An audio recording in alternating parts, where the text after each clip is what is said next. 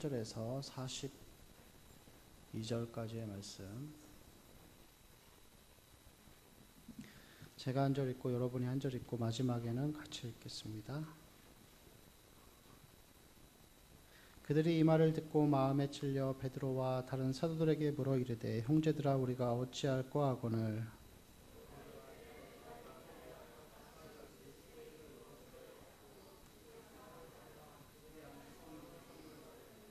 이 약속은 너희와 너희 자녀와 모든 먼데 사람 곧 주 우리 하나님이 얼마든지 부르시는 자들에게 하신 것이라 하고,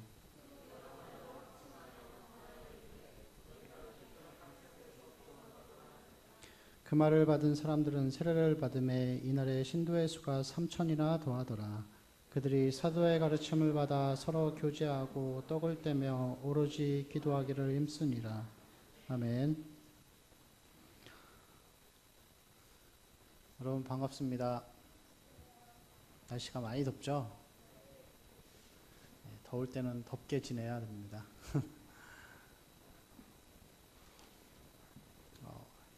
우리가 사는 지금의 이 시대를 가리켜서 권위가 사라진 시대라고 우리는 말하고 있습니다.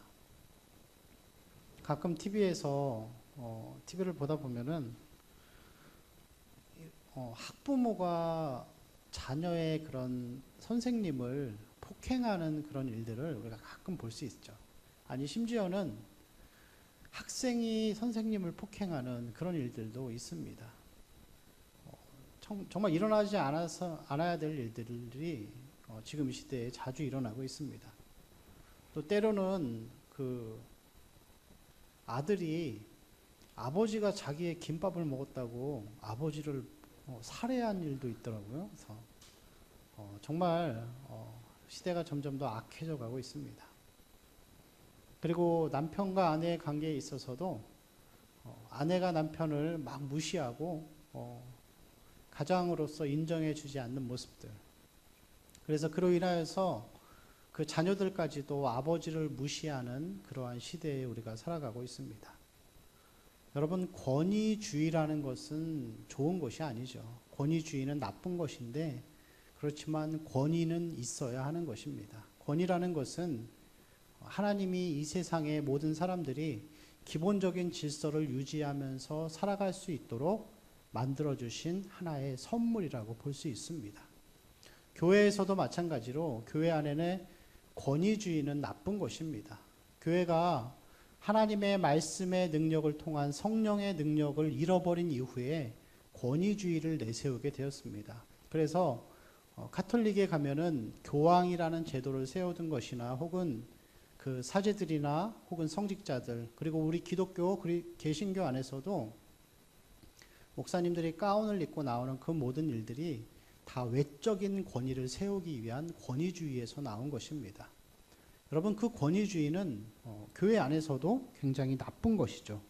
그리고 혹은 아주 웅장한 예배당들, 이렇게 예배당을 들어가면은 너무너무 그 놀라운 큰 규모의 압도당하는 그런 일들, 이러한 일들이 다 교회가 성령의 능력을 잃어버리고 상실했기 때문에 이로 인하여서 외적인 권위를 세우기 위한 하나의 그러한 노력인 것입니다. 여러분, 그래서 교회 안에서는 계급이라는 것이 없잖아요.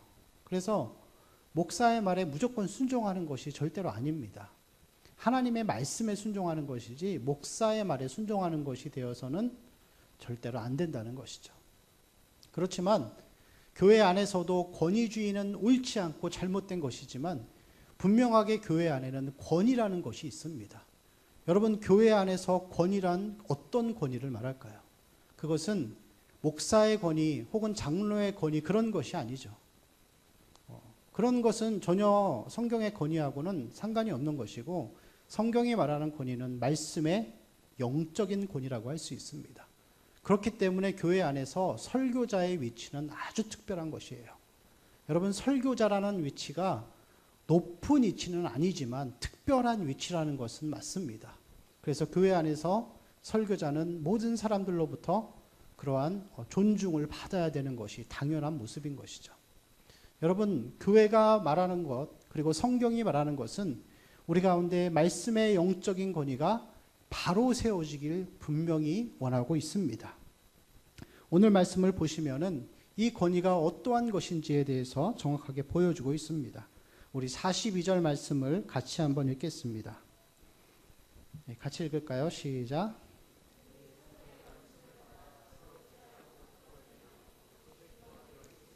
아멘.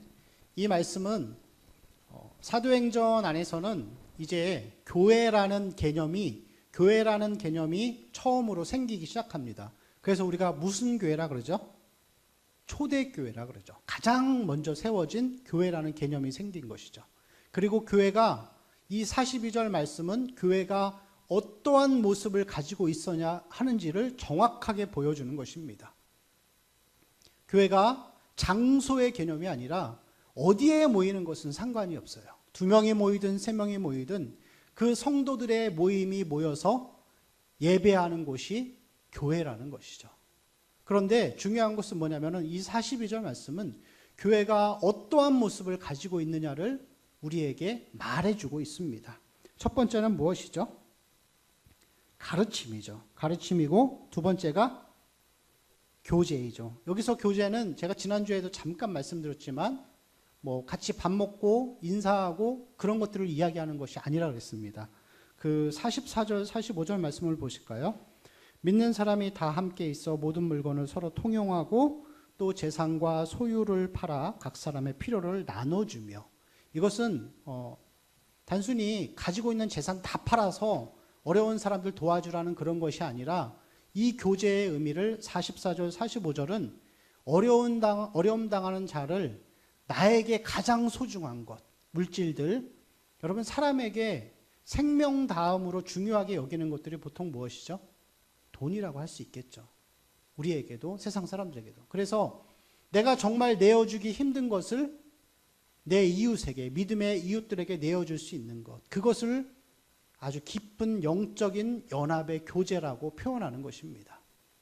그리고 세 번째는 무엇이죠? 떡을 뗀다라고 하죠. 떡을 뗀다라는 것은 단순히 밥 먹는 것으로 이해하면 안 되고, 여기서 떡을 뗀다라는 것은 성찬식을 이야기하는 것입니다.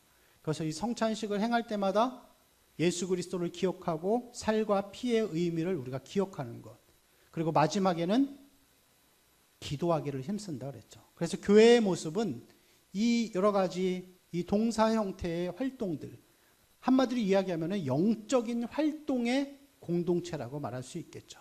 교회는 그런 곳입니다. 그런데 중요한 것은 뭐냐면은 첫 번째 위치가 무엇이냐 이거죠. 첫 번째가 가르침을 받아죠. 여러분 성경은 사람이 기록했지만 하나님이 동시에 기록하신 것입니다. 그래서 이 단어의 배열 순서가 아주 굉장히 중요해요. 만약에 가르침 전에 교제가 나와버리면은 굉장히 어지럽혀지는 것이죠. 그래서 성경은 가르침이 가장 먼저라는 것입니다. 그래서 영적인 권위라는 것은 뭐냐면 교회 안에서 말씀의 영적인 권위는 모든 교제와 기도 이런 모든 것 앞에서 교회가 가장 먼저 하나님의 말씀, 가르침을 첫 번째로 세워야 한다는 것입니다. 이 가르침 안에서 하나가 되어야지 교회가 성장할 수 있습니다. 같은 말씀, 같은 가르침을 우리가 소유할 때 그것이 교회가 교회다운 모습으로 세워진다는 것이죠. 그래서 이 말씀의 영적 권위, 가르침에 대해서 우리가 첫 번째로 알아야 될 것은 그것은 뭐냐면은 하나님의 진리에 대해서 우리는 반드시 복종해야 한다는 것을 보여줍니다. 그리고 이 말씀을 우리가 훼손시키지 말고 끝까지 지키라는 것이죠. 오직 예수 그리스도를 통해서만 구원받고, 그래서 모든 사람은 죄인이기 때문에 오직 예수 그리스도를 통해서만 구원받는 그런 사실들, 복음의 진리들을 말하는 것입니다. 여러분 만약에 교회 안에서 이 가르침이라는 첫 번째 원리가 무너져 버리면은 개인도 무너지고 가정도 무너지고 교회와 더 나아가 사회와 국가가 무너지는 것입니다. 여러분 지금 우리 이 한국교회의 시대, 이 대한민국의 현실들이 이 경제적인 위기와 혹은 여러 가지 강력한 범죄들, 교회의 타락과 세속과 이 모든 것들이 이 말씀의 영적 권위가 첫째는 가르침이 제대로 세워져 있지 않기 때문에 무너져 있는 모습이라고 할 수 있습니다. 그래서 교회라는 것은 교회의 이 영적인 권위, 말씀의 가르침은 마치 큰 빌딩을 지탱하고 있는 탄탄한 땅과도 같아요. 이 땅이 부실하면 건물이 어떻게 되죠? 기울어지거나 무너질 수 있겠죠. 아니면은 이 말씀의 영적인 권위인 가르침은 사람의 신체에 있어서 머리와 같은 부분이에요. 그것이 만약에 없다라고 한다면은 사람의 머리가 없으면 살아있는 생명이 아니겠죠.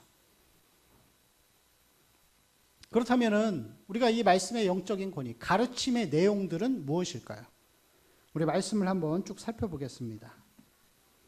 우리가 읽었던 이 37절 말씀부터 42절 말씀 전에 2장 14절 말씀을 우리 보시겠습니다. 이 가르침이라는 것이, 영적인 권위라는 것이 무엇인지에 대해서 이 사도행전이 말하고 있는데, 자, 사도행전 2장 14절부터 36절까지의 말씀은 사도 베드로의 설교이죠. 그런데 이 설교가 말씀의 영적 권위 그리고 가르침이 무엇인지를 정확하게 보여주고 있습니다. 21절을 보실까요? 2장 21절에 보면은 하반절에 누구든지 주의 이름을 부르는 자는 구원을 받으리라. 구원에 대해서 말하는 것입니다. 그리고 22절에 보면은 눈으로 쭉 보시면은 그 가운데 나사렛 예수의 기적과 표적들이 있죠. 그 다음에 23절에 맨 끝에 보면은 너희가 법 없는 자들의 손을 빌려 못 박아 죽였으나 예수 그리스도의 죽으심을 말하는 것입니다. 그리고 24절에 하나님께서 그를 사망의 고통에서 풀어 살리셨으니 예수 그리스도의 부활을 말하는 것이죠. 그리고 25절에는 다윗 역시도 그 예수 그리스도를 계속해서 구약에서 보여준다라는 것입니다. 33절을 보실까요? 33절을 보시면 하나님이 오른손으로 예수를 높이심에 그가 약속하신 성령을 아버지께 받아서 너희가 보고 듣는 이것을 부어주셨느니라. 성령을 통해서 예수 그리스도를 우리가 구주로 믿고 신뢰하고 그렇게 살아간다라는 것이죠. 그래서 38절 말씀을 보실까요? 베드로가 이르되 너희가 회개하여 각각 예수 그리스도의 이름으로 세례를 받고 죄 사함을 받으라. 그리하면 성령의 선물을 받으리니. 여러분, 어떻게 보면은 우리가 말하고 있는 이 가르침이라는 것이 아주 우리가 모르는 내용이 아니에요. 예수 그리스도와 회개함, 이것을 말하는 것입니다. 자, 동일한 내용들을 스데반 집사님 역시 설교로 풀어내고 있어요. 우리 사도행전 7장 말씀을 한번 보시겠습니다.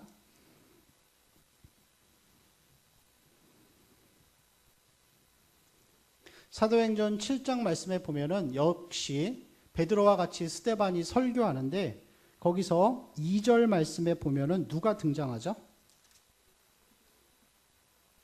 우리 조상 아브라함이죠. 이 이야기를 왜 하냐면은 여러분, 이 사도행전의 이 스데반 설교를 읽다 보면 어떤 느낌이 드세요? 좀 지겹다, 지루하다 이런 생각 드시지 않나요?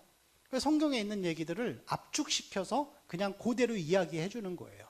그런데 이 모든 말씀 안에는 아주 귀한 의미들이 담겨 있다는 것이죠. 아브라함을 언급하는 이유는 하나님이 사람을 구원하실 때 그 오직 은혜로 선택하신다는 무조건적 선택을 여기서 구원의 과정을 말하는 것입니다. 그리고 8절 말씀에 보면은 이삭과 야곱이 나오죠. 그리고 10절 말씀에 보면은 그 애굽 왕 바로 앞에서 그 환란에서 건져내시는 내용들, 그리고 13절에 요셉, 그 다음에 22절에 모세가 나옵니다. 그리고 45절에 보면은 여호수아에 대한 말이 나오죠. 그리고 47절에는 솔로몬에 대해서 나옵니다. 이 성경의 내용들 쫙 훑어주는 이유는 뭐냐면은 이 가르침의 내용이 무엇인지 사도 베드로와 스데반이 동일하게 말하는 것은 뭐냐면은 성경이 가르치는 그 한 가지는 뭐냐면은 예수 그리스도라는 것이에요.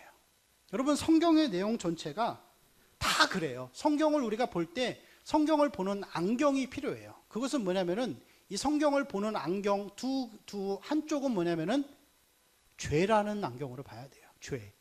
그리고 또 한 가지는 예수 그리스도. 이 두 가지의 단어를 가지고서 성경을 봐야 되는데, 아까 말한 것처럼 구약의 모든 내용들, 아브라함은 하나님이 무조건 선택하신 구원의 은혜를 말하는 것이고, 노아 역시도 그러나 노아는 여호와께 은혜를 입었더라, 창세기 말씀에 있죠. 이건 역시도 무조건적 선택을 말하는 것이에요. 그리고 노아의 방주는 오직 구원은 예수 그리스도밖에 없다라는 것을 상징하는 것입니다. 모세 역시 마찬가지입니다. 모세도 출애굽 백성, 출애굽해서 백성들을 그 어마어마한 그 무시무시한 애굽이라는 강대국에서 빼내는 그런 과정들, 모세는 예수 그리스도를 표현하는 것이죠. 그리고 출애굽 역시도 예수 그리스도를 통한 구원을 말하는 것입니다. 홍해가 갈라지는 것도 여러분, 바다를 사람의 힘으로 갈릴 수가 있나요? 못하죠. 지금도 여전히 못합니다. 어떠한 과학기술로도 할 수 없습니다. 불가능하다라는 것이죠. 구원은 사람의 능력으로 불가능하고 하나님의 능력, 예수 그리스도를 통해서만이 가능하다라는 것을 보여주는 것이죠. 참, 그 다음에 출애굽기, 레위기, 민수기, 신명기에 나오는 그 아주 읽기 힘든 복잡한 규례들, 그 모든 성전의 어떤 그 내용들, 도저히 읽을 수가 없는 그 복잡한 모든 과정들도 역시 뭐냐면은 예수 그리스도를 말하는 것이에요. 그리고 하나님은 너무나 거룩하시기 때문에 너희들이 이러이러한 복잡한 과정을 통과하지 않으면은 죄인은 하나님 앞에 나아올 수 없다라는 복음의 중심을 표현하는 것입니다. 사사기 내용들은 무엇일까요? 사사기 전체의 내용들은 거룩한 백성들이 죄에 빠지면은 어떤 삶을 살아가는가를 우리에게 보여주고 있습니다. 우리가 삼손 이야기를 우리 청년들 잘 아시죠? 삼손 이야기는 영웅의 이야기가 아닙니다. 삼손이 음란에 사로잡혔을 때 어떻게 되죠? 머리는 깎이고 두 눈이 뽑혀서 당나귀가 모는 맷돌을 갈게 되죠. 눈이 뽑히는 거는 거룩한 백성이 죄에 빠지면은 영적인 장님이 된다는 것을 의미하는 것이고, 맷돌을 간다는 것은 영적인 백성이 죄에 빠지면 짐승 같은 삶을 산다는 것을 보여주는 것입니다. 그리고 마지막에 그가 많은 블레셋 사람들을 죽였던 그 모습은, 그렇지만 그래도 회개하고 예수 그리스도 앞에 나아오면은 하나님이 회복시키신다라는 것을 보여주는 것이죠. 그리고 사무엘상부터 역대하에 나오는 그 모든 역사서들은 죄를 지으면 벌을 받고 하나님 앞에 회개하면 복을 받는다는 것을 보여주는 것이죠. 그리고 욥기, 시편, 잠언, 전도서, 아가서까지 그 모든 내용들은 하나님의 말씀대로 살아가는 사람들의 그런 복 받는 것을 이야기하는 것이죠. 그리고 마지막으로 모든 선지서들, 이사야부터 시작해서 말라기까지 나오는 모든 선지서들의 내용들은 회개하라, 그리고 예수 그리스도를 바라보라, 이것을 표현하는 것입니다. 그리고 신약에 와서도 역시 사복음서는 예수 그리스도 복음의 핵심과 중심을 말하는 것이고, 그리고 사도행전부터 계시록에 있는 모든 내용들은 구원받은 백성들이 어떻게 살아야 할지를 보여주는 것이죠. 지루하시죠? 그래서 이 성경의 이 전체 내용, 창세기부터 계시록까지 모든 내용은 이 사도행전 2장 42절 말씀 안에 있는 가르침, 그 안에 다 포함되어 있는 것이에요. 그래서 우리가 교회가 하나님 앞에 건강하게 바르게 서기 위해서는 이 하나님의 가르침이, 이 복음이라는 이 가르침이 교회 안에서 항상 첫 번째로 가장 먼저 선포되어야 한다는 것을 보여주는 것입니다. 이 가르침, 영적인 권위의 내용은 아까 말씀드린 대로 첫 번째는 죄이고 두 번째는 예수 그리스도라는 것이죠. 여러분 앞으로의 이 삶들 가운데에서 어려움을 겪고 고통을 당할 때 복음 앞으로 나아오셔야 돼요.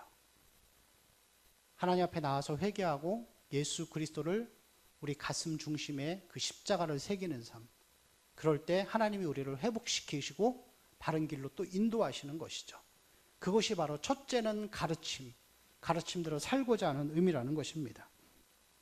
이 가르침의 내용은 무엇일까요? 아니, 성격은 어떤 것일까요? 이 가르침의 성격은 첫 번째는 이 사도 베드로가 했던 설교들, 스데반이 했던 설교들의 내용은 뭐냐면은 역사적인 사실이라는 것입니다. 여러분, 기독교는 내가 보고 느낀 것이 아니라 역사적인 사실, 예수 그리스도 그분이 행하신 일들, 그분의 인격과 사역을 말하는 것이죠. 그리고 두 번째는 이 가르침의 특징, 영적인 권위, 그것의 두 번째 특징은 뭐냐면은 불편하게 하는 거예요. 불편하게. 여러분 2장 37절 말씀을 다시 읽어보겠습니다.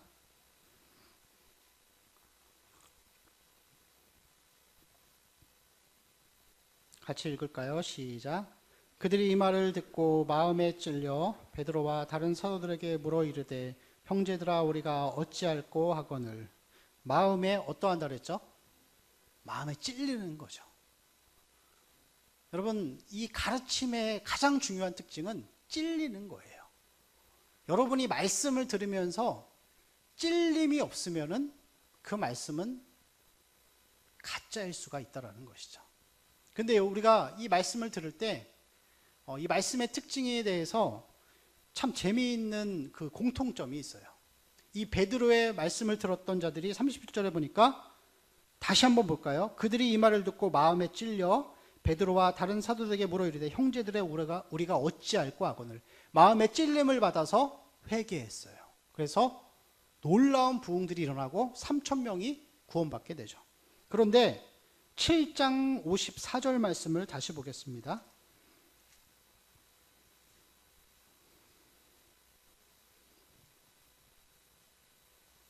같이 읽을까요? 시작. 그들이 이 말을 듣고 마음에 찔려 그를 향하여 이를 갈거늘. 여러분, 아주 재밌는 반응이죠. 똑같은 말씀을 전했어요. 똑같은 말씀을 전했는데 베드로의 설교를 듣고 난 자들은 마음에 찔려서 회개했어요. 그런데 7장 54절에 보니까 스데반의 설교를 들은 사람들은 마음에 찔림을 받고 이를 갈면서 스데반을 죽여버렸죠. 여러분, 이 안에 어떤 내용이 담겨 있는 거냐면은 교회가 존재하는 방식은 말씀이라는 것이에요. 이 역사 가운데에서 하나님이 역사하시는 방식은 이 가르침, 영적인 권위들, 이 복음이, 이 사실들이 바르게 선포되어질 때 베드로와 같은 그 선포를 통해서 수천 명, 수만 명의 사람들이 역사 가운데에서 계속 회개하는 운동들이 일어났어요. 교회가 무너지려고 할 때마다, 사람들이 죄를 지어서 무너지려고 할 때마다 하나님이 한 사람의 그런 복음의 사역자들을 세우셔서 교회를 바로 세우시고, 무너지면 또 바로 세우시고, 무너지면 또 바로 세우셨어요. 그래서 지금까지 교회가 유지되고 있는 것입니다. 사람의 힘으로 교회가 유지되는 것이 아니라 하나님의 말씀이 바르게 가르쳐질 때, 바르게 선포되어질 때 교회가 세워졌다라는 것이에요. 역사가 증명하고 있어요. 이 사도행전의 그 시대부터 우리나라의 평양대부흥운동 1907년도, 그때에도 동일하게 복음과 예수 그리스도가 아주 정확하게 전해졌을 때 교회가 엄청난 부흥을 일으키고 마음의 찔림을 받아서 회개하는 운동들이 일어났다라는 것이죠. 여러분, 그래서 이 가르침이 아무리 우리에게 어려움을 주고 고통을 준다 할지라도 교회는 회개하라고 이야기해야 되고 예수 그리스도를 자꾸만 전해야 되는 것이에요. 싫어도 전해야 되는 것이에요. 그것이 없으면 여러분, 그 어떤 것으로도 교회는 바르게 세워질 수가 없어요. 역사가 증명하고 있다는 것이죠. 2000년의 역사가 과연 어떻게 교회가 세워져 왔는가를 반드시 증명하고 있다는 것입니다. 그런데 중요한 것은 두 번째 뭐냐면은 스데반의 설교를 들은 사람들의 그 반응처럼 이 복음을 전하는 것이 사실 어려워요. 여러분, 제가 지금 설교하고 있는데 좀 어렵잖아요. 그죠? 여러분, 마음이 잘 집중이 안 되죠? 복음이 그런 거예요. 근데 이렇게 사람들이 싫어하고 교회에 대해서 자꾸만 싫어하다 보니까 교회가 복음을 잘 전하지 않기 시작하는 거예요. 이스데반의 반응을 들었던 무리들의 모습. 그래서 교회를 욕하고 왜 교회에서 맨날 죄에 대해서 이야기하고 십자가 피에 대해서 이야기하냐. 이런 이야기들이 싫다 보니까 점점 더 그 이야기들을 목회자들이 피하기 시작하는 거예요. 두려워하는 마음이 생기는 것이죠. 하나님이 우리에게 주신 것은 능력과 근신인데 능력과 근신은 사라지고 두려워하는 마음이 이 목회자들의 삶을 지배하기 시작하는 것이죠. 그래서 더 이상 복음에 대해서 죄와 회개하라, 또 십자가에 대해서 잘 이야기하지 않는 것이에요. 여러분, 제가 우리 청년들한테 가끔 그런 이야기 할 거예요. 죄 가운데 살지 말고 돌아오라고.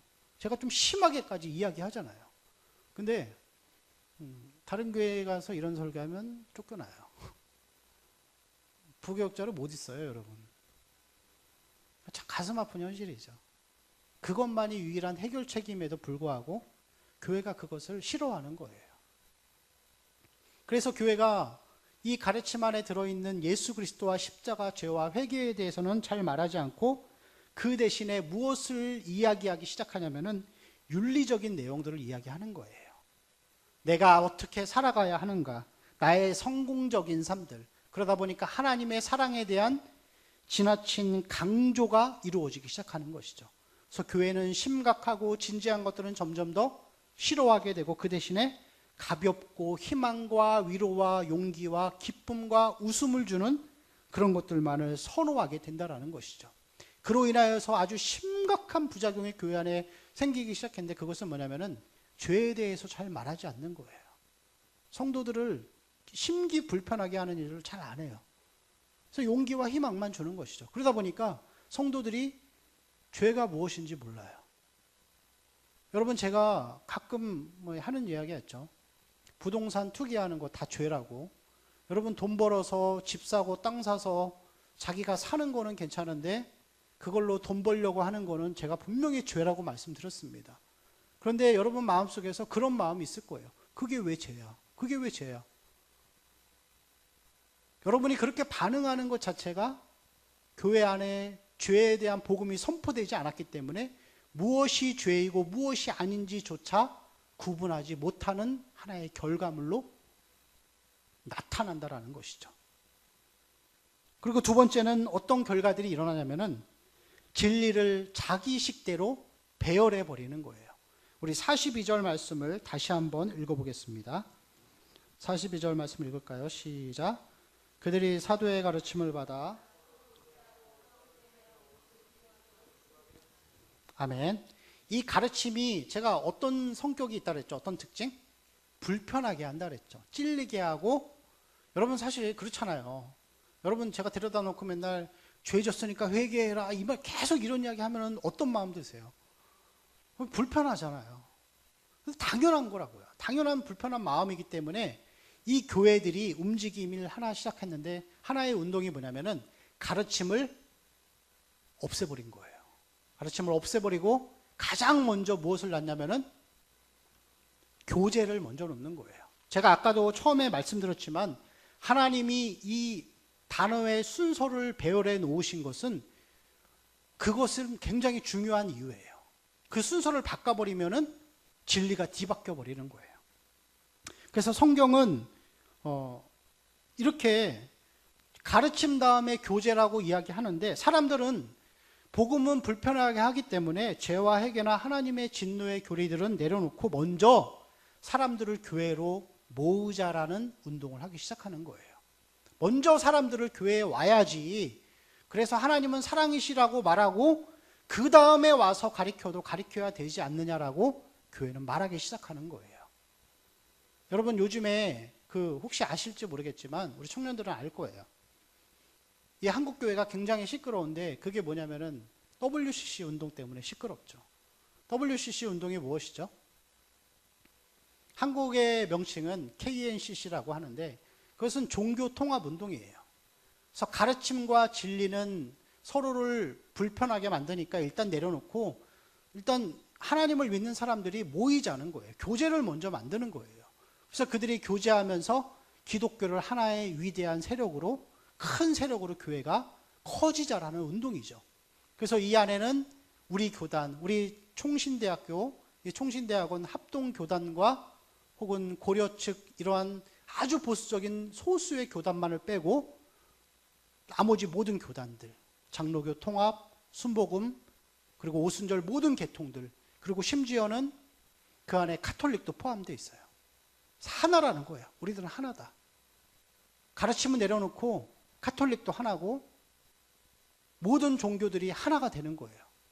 근데 그것이 점점 심해져서 지금은 어떤 지경까지 일어났냐면은 그 WCC 운동을 하다 보면은 여러분 2012년인가 2014년에 우리나라에서 WCC 총회가 개최됩니다. 부산에서. 그것 때문에 지금 굉장히 시끄러워요. 한번 뭔지 알고 싶으면은 인터넷에 들어가서 한번 쳐보세요. WCC 운동. 거기에 주도자가 누구냐면은 명성교회 김삼환 목사님이에요. 그리고 순복음교회 조영기 목사님이에요. 근데 이 모임 가운데 들어가면은 지금은 기독교, 개신교와 가톨릭만 있는 게 아니에요. 무당도 들어있고, 유교도 들어있고, 그 다음에 무슬림도 다 들어있어요. 그리고 그 안에서 어떤 자유주의 교단에 속한 어떤 그 교수님은 막 그런 일까지 해요. 그 막 구슬하면서, 무당 구슬하면서 성령이 오소서 이런 운동들을 한단 말이에요. 여러분, 말도 안 되는 일들을 하고 있죠. 근데 그것이 바로 가르침을 무시해버리고 교제를 먼저 세운 거예요. 평화, 모든 종교들 간에, 모든 교파들 간의 통합운동을 하는 것이죠. 그리고 그런 것들을 통해서 교회가 하나의 힘을 얻자라는 것을 말하고 있습니다. 그리고 교회 안에서도 마찬가지죠.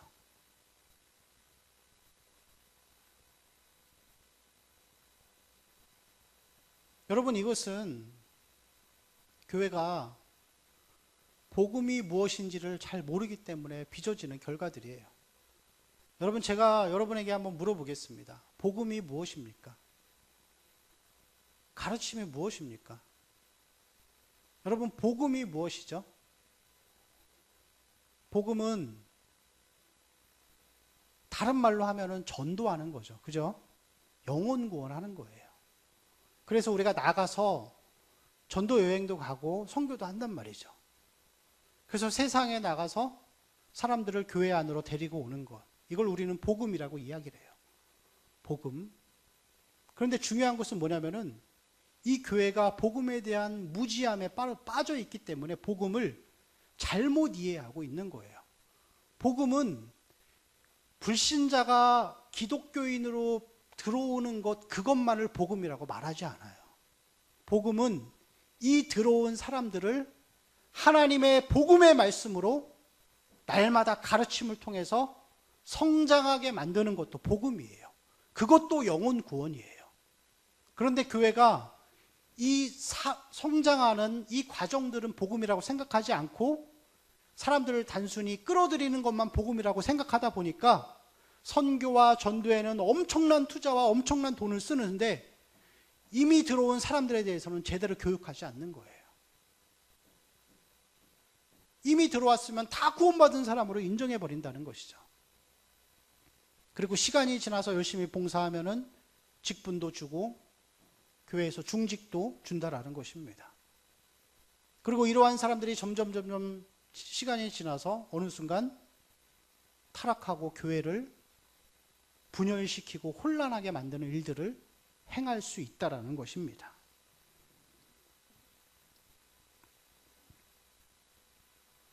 교회가 지금 시대에 가장 큰 문제가 되는 것은 다른 것이 부족해서 그런 것이 아닙니다. 교회가 큰 혼란과 어려움을 겪고 있고 사회까지도 국가까지도 위기를 겪는 것은 바로 이 복음의 말씀이 교회 안에서 점점 더 사라져갔기 때문에 그것이 가장 큰 문제가 되는 것이죠. 물론 교회는 세상을 향하여서 외치고 있습니다. 성범죄는 나쁜 것입니다. 동성애는 나쁜 것입니다. 교회는 그런 것을 세상을 향해서 외치고 있어요. 그러나 정작 자기들은 교회 안에서 죄에 대해서, 회개에 대해서, 예수 그리스도의 십자가 복음에 대해서는 잘 말하지 않는다는 것이죠. 아니, 더 나아가서 우리가 십자가에 대해서 듣고 회개와 죄사함에 대해서 듣는 것은 뭐 고난주간이나 부활주일이나 돼야지 듣는 연례 행사처럼 되어버렸습니다. 우리가 듣는 매주의 설교들은 보통 하나님의 능력, 그러한 복음의 능력, 죄와 회개와 십자가, 그런 것들은 거의 다 사라져가고 내가 어떻게 하면 잘 살 수 있을까? 나의 믿음이 어떻게 하면 성장할 수 있을까? 그런 나 중심의 것으로 점점 더 채워져 가고 있다는 것이죠. 여러분, 어떤 면에서 보면은 교회가 이러한 가르침을 잃어버리고 영적인 권위를 잃어버렸다는 것은 바리새인과 똑같은 것입니다. 사람들을 향하여서 잘못됐다 잘못됐다 외치지만 자기들은 정작 죄인이라고 말하니까 화를 내고 예수님을 죽이려 했던 것과 같은 모습이라는 것입니다. 교회가 스스로 말씀의 영적 권위를 상실했기 때문에 우리에게 위기가 찾아오는 것입니다. 여러분, 역사의 모든 순간들을 보면은 베드로와 스데반과 같은 복음의 설교들이 외쳐질 때 교회가 항상 부흥의 시기를 맞았습니다. 오늘 말씀에 보니까 이 베드로가 했던 모든 설교의 내용들, 여러분 사실 읽으면서 마음이 뜨거워지시나요? 그렇지 않잖아요. 그렇지만 그 베드로가 했던 설교들, 예수 그리스도 그가 죽으셨고 그래서 우리를 구원하셨고 그래서 우리는 회개하고 복음을 믿으면은 구원받는다라는 그 단순한 복음의 진리들을 말했을 때 사람들이 마음에 찔림을 받고 3,000명이 구원받았다고 분명히 기록하고 있습니다. 역사의 모든 순간들이 계속해서 그렇게 진행되어 간다라는 것이죠. 하나님의 복음의 말씀을 바르게 선포하는 그 사람들이 역사 가운데에서 교회를 언제나 위기에서 건져냈습니다. 그리고 그러한 사람들이 교회를 부흥시킬 때 사회도 국가도 새롭게 갱신되어지고 뒤바뀌어졌던 것을 우리는 볼 수가 있습니다. 그러나 반대로 교회가 이 복음의 메시지를 다 잃어버리고 행복과 건강과 평안과 이 성공의 이야기들을 자꾸만 했을 때, 그 구약 시대에 왕정 시대에 거짓 선지자들이 평안하다 평안하다 외쳤을 때 어떻게 되었죠? 복음이 사라졌던 그 시대에 그 나라는 멸망하고 말았습니다.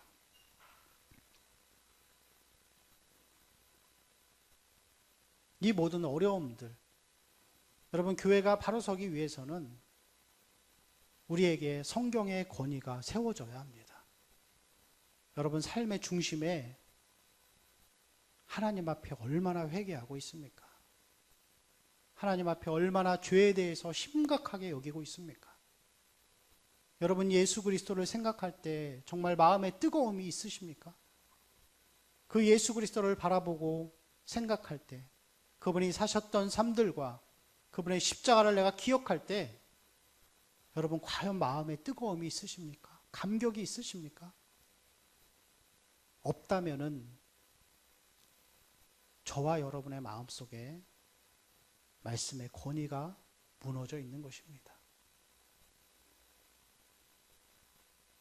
제가 가끔 그런 이야기를 들을 때가 있습니다.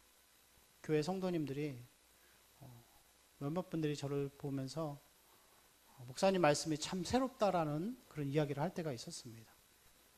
근데 여러분, 제가 전하는 이 말씀들은 사실 전혀 새로운 게 아니에요. 제가 전하는 모든 말씀들은 내 거는 하나도 없습니다. 종교개혁자였던 루터와 칼빈이 외쳤던 그 내용들을 설교로 풀어놓은 것밖에 없습니다. 그래서 그 말씀이 새롭게 들린다라는 의미는 우리 마음속에 여태까지의 신앙생활했던 모든 부분들이 복음의 중심이 아니라 복음의 변방에 있던 것들만을 우리가 섭취하면서 살아왔던 것과 똑같은 것이라는 것이죠. 여러분, 우리는 왜 그렇게 복음에 대해서, 이 가르침에 대해서 마음이 불편하고 힘든데도 자꾸만 그렇게 이야기해야 될까요? 왜 강단에서 그것을 자꾸만 선포해야 할까요? 첫 번째 이유는 오직 예수 그리스도만이 우리를 새롭게 하시고 살리시는 분이기 때문에 그렇습니다. 여러분, 교회에서 희망을 주는 메시지를 들으면서 막 눈물 콧물 짜면서 뭔가를 보고 체험하고 집에 돌아가도 그 안에 예수 그리스도가 없으면 아무 소용이 없습니다. 그 당시에는 단순히 좋고 행복할지 모르겠지만 진리는 새겨지지 않습니다. 하나님은 성경에 우리를 향하여서 그렇게 기록하고 있습니다. 예수 그리스도가 오직 유일한 방법이다. 그리고 너희들이 믿던 안 믿던 그건 상관없다. 하나님은 선포하신 거예요, 여러분에게. 그리고 저에게 창세기 1장 1절 말씀에 하나님이 이렇게 말씀하시죠. 태초에 하나님이 천지를 창조하시니라. 창조하시니라. 하나님이 그것은 무엇을 말씀하시는 것이냐면은 하나님이 우리에게 설명하시고 설득하기를 원하시는 것이 아니라 그냥 당신의 모든 것들을 다 그렇게 선포해 놓으신 거예요. 너희들이 내가 선포했으니까 이렇게 믿던지 아니던지 그것은 너희들의 선택에 달려있다. 이렇게 말씀하고 계시는 것이죠. 여러분이 복음을 받아들이든 안 받아들이든 그것은 여러분의 자유입니다. 그러나 하나님은 분명히 선포하셨죠. 죄에 대해서 회개하지 않고 돌아오지 않으면 그리스도인이라 할지라도 하나님은 징벌하시고 심판하신다는 것이죠. 그래서 날마다 우리의 삶을 하나님 앞에 예수 그리스도 복음과 십자가 앞에 드리고 내려놓고 그러한 훈련들을 계속해서 하라는 것입니다. 하나님이 선포해 놓으신 것이죠. 그리고 두 번째는 뭐냐면은 우리 모든 사람들이 다 죄인이기 때문에 자꾸 강단에서 말씀에서 죄에 대해서 말해야 하고 여러분은 죄에 대해서 회개해야 하는 것입니다. 제가 한 가지 물어볼게요. 여러분 성경을 읽다 보면은 성경을 쭉 읽다 보면 우리가 느끼는 게 있는데 그것은 뭐냐면은 그 2000년 전 아니 혹은 그 욥기서 같은 경우는 성경에서 가장 오래된 성경인데 그 수천 년 전에 기록된 성경을 읽으면서 우리가 묵상하다 보면은 이런 마음이 들 때가 있어요. 그때 그 말씀들이 나에게 아주 잘 적용이 되는 거예요. 그렇지 않나요? 말씀 읽으면서 이 말씀 내 삶의 어떤 부분에 정확하게 다 적용이 되는 거예요. 그런데 여러분 뭐냐면은 그 수천 년 전의 사람들이나 지금 사람들이나 말씀이 똑같이 적용된다라는 것은 그들이나 우리나 모든 사람들은 동일하게 죄인이라는 것을 보여주는 것입니다. 사람들은 절대 바뀌지 않아요. 그 2000년 전의 사람들과 지금의 우리의 모습이 다른 것은 그들은 단순히 마차를 타고 다니고 우리는 비행기를 타고 다니는 것, 그것밖에 변한 건 없습니다. 인간의 심성은 똑같다라는 것이죠. 그래서 우리는 항상 교회 안에서 복음과 이 첫째는 가르침, 하나님의 말씀이 선포되어야 한다는 것입니다. 여러분, 교회가 하나님의 말씀 앞에 바로 세워져 갈 때 교회는 회복될 수 있습니다. 우리는 그것을 위해서 우리는 간절히 기도해야 합니다. 또 특별히 여러분의 삶을 통해서도 마찬가지이죠. 여러분, 이렇게 삶을 살다가 보면은 정말 우리 어린 청년들은 아직까지 잘 안 겪어왔겠지만 정말 내 삶이 뿌리채 흔들릴 정도로 어려운 시간들을 보낼 때가 있어요. 큰 어려움 가운데에서 내 삶이 막 흔들리고 이 경제적인 위기와 어떤 질병과 혹은 가족의 아픔들로 인해서 고통당할 때가 있는데 우리는 그럴 때마다 이 복음 앞으로 나와야 합니다. 문제의 원인들을 그 문제 자체에서 돈이 없는 것, 내가 아픈 것 그 자체에 문제가 있는 것이 아니라 우리가 어려움을 겪을 때마다 이 하나님의 복음 앞으로 나와서 내 과거의 삶을 돌아보면서 내가 잘못한 것은 무엇이고 또 내 마음속에서 복음의 진리가 회복되도록 위해서 열심히 기도해야 합니다.